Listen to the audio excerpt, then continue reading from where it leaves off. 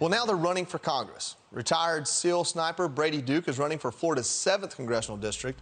Morgan Luttrell served multiple tours in Iraq and Afghanistan and is aiming to represent Texas's 8th congressional district.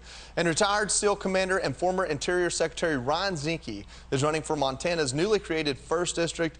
All three heroes join us now. Gentlemen, good morning and welcome to the show. Great to be with you, Joey, and Semper Fi. Hoorah, I like that.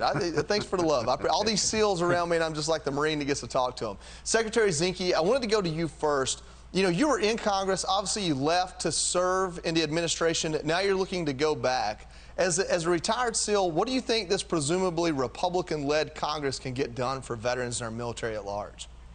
You know, a lot. And Joey, I want to emphasize that America's not weak. I know a lot of people out there have fear, uncertainty, and doubt, but America is far from weak. This administration is weak, but there's a big difference. We have the energy resources, we have the innovation, we have the strongest military, as you know, ever assembled in the history of mankind. So I prefer to be a Reagan, the glass is half full. I think Congress can do great things. One, we need to take the majority back to Republicans, and we have to learn how to lead. You know, it's easy in the minority to say no, especially with the Pelosi machine. But when you have the majority, you got to get to yes, and you got to consolidate a message about what we're willing to fight for, what we're willing to stand for as a country, and our values. And I think Congress can. You know, even with a split government, I think Americans just want to see something done. They want to see some type of unity. Morgan, listen, man.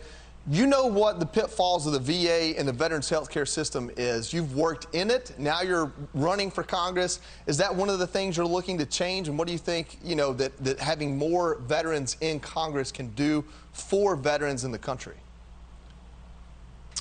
Oh, more veterans in Congress, it just lends to perspective. We know, as you just stated, the pitfalls and the shortcomings of the Veterans Affairs Department.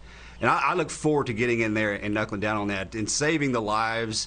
You know, I don't want to beat, because there's so many great people that work in the Department of Veterans Affairs, so I don't want to beat up everybody, but there is a problem. It's a breakdown in infrastructure, if you will. And as a future member of Congress, I look forward to digging in deep with my veterans around the country to understand their problems and driving that directly back to the Department of Veterans Affairs and solving those problems. Absolutely. And obviously there are issues well beyond just veterans issues. Today's Memorial Day. You all are veterans. I'm taking advantage of that. Brady, I want to go to you. Not only were you a Navy SEAL, but from my understanding, you're also a Christian minister. And so I guess I could call you a warrior monk in a way. But my question to you really is, having experienced the horrors of war and now the love of the Christian faith, what do you think America needs from its leaders to heal from some of the wounds we have that divide us and things that, you know, like the tragedy that happened last week?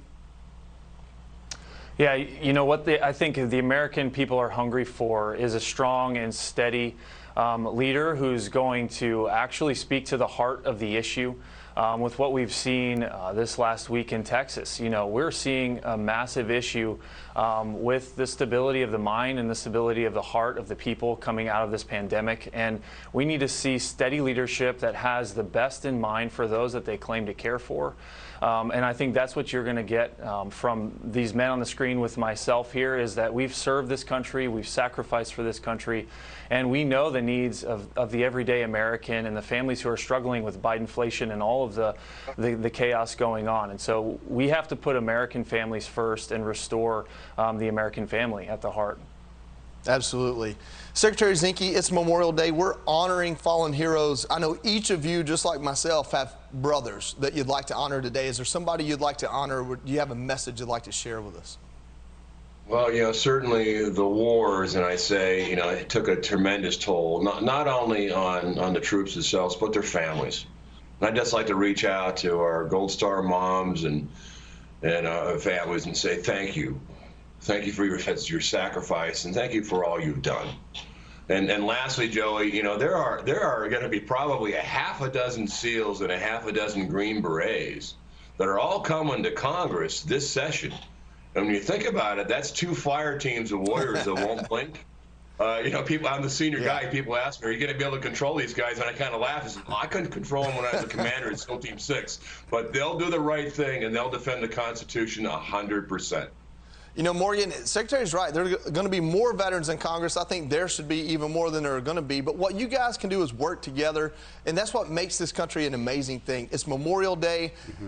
Morgan, I know you've served with men that you've lost along the way. Would you like to send a message or honor one of them?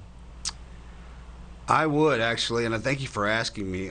Specialist Alan McPeak out of Tucson, Arizona. He was in the Army. I had never met him before, but I was there when he and his brothers fell. Wow. And that's something and someone I'll never forget. And I've never met his family. But I'll never forget his name on his body armor. Yeah. When watching all that go down, and he has been in my heart, and I see his name and his face almost every night I close my eyes. And I've actually never said his name out loud, but that's who I'm honoring today. So thank you for asking. Thank you, brother. Brady, you got a Memorial Day message for us? Yeah, someone that I want to honor is SO1 Remington Peters. He's a man that I served for as a former SEAL. He was actually passed away doing a performance over New York City on Memorial Day in 2017. And so, you know, the message that I want to say to Americans is, you know, thank veterans who are serving and have lost loved ones. Thank those Gold Star families for the sacrifice. You know, the term Happy Memorial Day is one that doesn't sit well with me. I think it's a day that we should be reverent and really reflect on what the freedoms that we have and the cost of those freedoms, because freedom is costly. Gentlemen, you wore the anchor, you wore the trident. I think most importantly, you wore the American flag. And good luck to you to go in to represent us in Congress. And thank you for joining us today. Thank you, Joey, and God bless. Thank you. Absolutely, guys. Thank Take you. care. Hi, everyone. I'm Brian Kilmeade. I want you to do me a favor. I want you to click to subscribe to the Fox News YouTube page. This is the only way that I know for sure that you're not going to miss any great commentary, any great news bites, any great interviews coming your way on Fox. You can get it all here on YouTube. So subscribe right now.